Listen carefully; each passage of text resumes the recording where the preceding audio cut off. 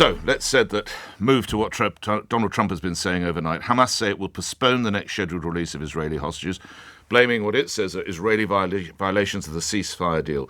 3 hostages held in Gaza were due to be freed on Saturday in exchange for more Palestinian prisoners held in Israel. But their future and the future of the whole ceasefire deal now looks uncertain. 73 hostages taken during Hamas's attack on Israel on October the 7th, 2023, and 3 others taken a decade earlier are still being held in Gaza. Residents of Tel Aviv took to the streets overnight to protest.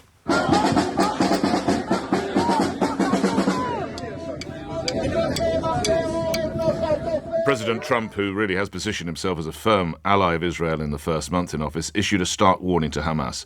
If all hostages are not released by midday on Saturday, he would suggest all hell should break loose. Speaking with reporters at the Oval Office overnight, he said it was an appropriate time frame.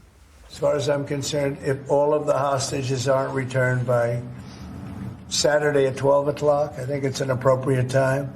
I would say cancel it and all bets are off and let hell break out. I'd say they ought to be returned by 12 o'clock on Saturday, and if they're not returned, all of them, not in drips and drabs, not 2 and 1 and 3 and 4 and 2.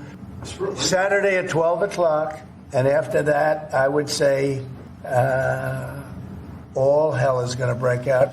President Trump has also been speaking with his favourite network, Fox News, and putting a bit more meat on the bone of his proposals to turn Gaza into the Riviera of the Middle East. Do you remember that? Here he is speaking with Fox News' Brett Baer. He said he wants to build safe communities away from Gaza, and Palestinians would not be able to return. We'll build beautiful communities for the 1.9 million people. We'll build beautiful communities, safe communities. Could be 5, 6, could be 2, but we'll build safe communities a little bit away from where they are, where all of this danger is. In the meantime, I would own this. Think of it as a real estate development for the future. It would be a beautiful pice of land. Would the Palestinians have the right to return? No, they wouldn't, because they're going to have much better housing, much better. In other words, I'm talking about building a permanent place for them, because if they have to return now, it'll be years before you could ever. It's not habitable. It will be years before it could happen. Much to discuss. Let's turn first to Elad Simchayoff, who's a European correspondent at Channel 12 News in Israel and hosts the One a Day podcast, joining me now. Elad, much to unpack here, but let's start with the Trump deadline of high noon. How has that gone down locally in Israel? Morning. Good morning, Nick. I think every Israeli would love to see all of the hostages released in Saturday, maybe even before that. But the thing is, I think that we're seeing a pattern from President Trump. Him calling for the release of all hostages in a matter of a few days, when we know that there's a time frame and there's a deal for the hostages to be released gradually. Him talking about the removal of almost 2 million Palestinians from Gaza. I think that Trump does what Trump does, is climbing on top of a very high tree in order for the rest of the nations and the participants in these negotiations to offer something more than they would have unless he would have said the things that he said. And I think that it's not a coincidence that when Hamas announces that it will be postponing the release of 3 hostages in the next Saturday release, Trump is talking about the release of all hostages during Saturday as a negotiation or a threatening tactics. And I think, at least from what I understanding, Nick, is that this specific crisis is solvable. But as you rightly mentioned, the whole ceasefire process is it has the potential to collapse in any given moment. That was true when it started, and it's getting more and more true as we progress along the time frame. Do we know why the hostage release has been delayed? Well, if you ask Hamas, Hamas is blaming Israel for not fully sending all of the resources and the humanitarian aid. Israel is obviously saying that it is not true. They are talking about trailers that were supposed to enter the Gaza Strip. Israel is saying that it did comply with all of the requirements that were given in the agreement. I think that it's not a coincidence that we're seeing Hamas announcing that it's postponing the release of the hostages right after Trump announced his Gaza vision, so to speak. I think it's a warning that Hamas is sending If you look back at the previous release on Saturday, they had a sign written in Hebrew and in English saying, "We are the day after." So they are giving a stark sign to Trump and Israel, saying you can't discuss a permanent solution for Gaza without Hamas.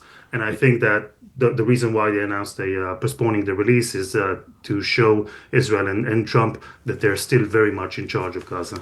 Lastly, there's concern expressed here, Elad, about the condition of the hostages that were released at the weekend. Without wishing in any way to cause offence, it's even been suggested that they look like people when they liberated Belsen and other concentration camps.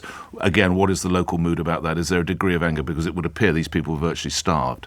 Elad. Of course, and you're not causing any offense. The phrase that was used in Israel during the Saturday release was Muzelmanim. Muzelmanim is a reference of Holocaust survivors that were so slim and so skeleton-like that they could barely walk.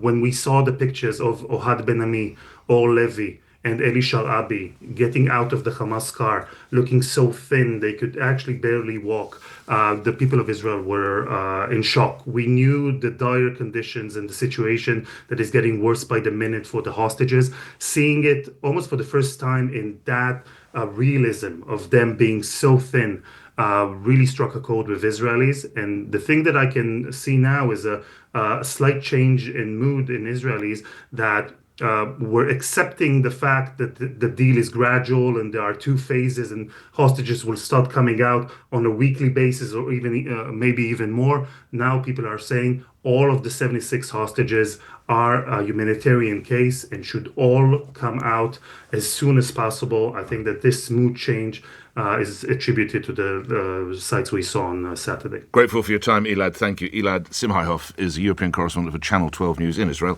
and hosts the One A Day podcast, 12 after 7. Listening is Memphis Barku, senior foreign correspondent at The Telegraph, joining me now. How helpful or otherwise are the words and suggestions and deadlines from President Trump? Good morning. Good morning, Nick. Well, I think you're certainly seeing, as Elad suggested, that Hamas appears to be relenting, kind of going backwards on its commitments, and I would think that is indeed tied to their fears about what could happen to the Gaza Strip. I mean, you're hearing about the forced relocation, they would say ethnic cleansing of 1.9 million people, and the plans that terror group will be taking will have changed following Mr. Trump's various press conferences.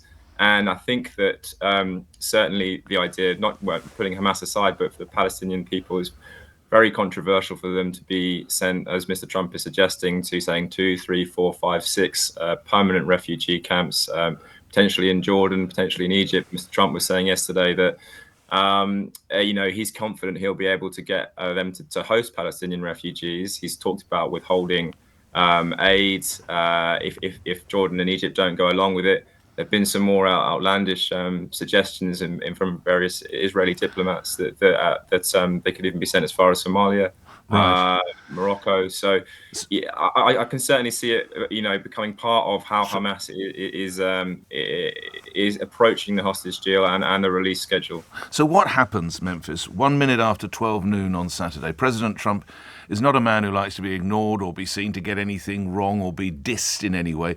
What happens at 1 minute after 12? Well, unleash hell. I mean, it's a pretty stark comment from the president. You can imagine he's been in very close contact with Benjamin Netanyahu over the past week. Obviously, Netanyahu visiting the White House. There, they talked about their future in the long term. They wanted to be talking about the day after, what Gaza Strip would look like once the war is over. But Netanyahu himself has been adamant that he is very, very committed, in fact, to returning to war. And I think, given Mr. Trump's comments, you can imagine the American support for Israel's renewed operation in the Gaza Strip would be intense. No more of the limits in terms of arms sales that the Biden administration imposed. No more kind of tutting from Washington. It would sound like Trump at least is open to the idea of an fully extraordinary aggressive Israeli military response should not enough hostages be released on Saturday. Grateful for your time. Memphis Barker, thank you. Senior foreign correspondent at The Telegraph. So much to address. Not least the suggestion that all hell should break loose at 1 minute after 12. That's Trump's view.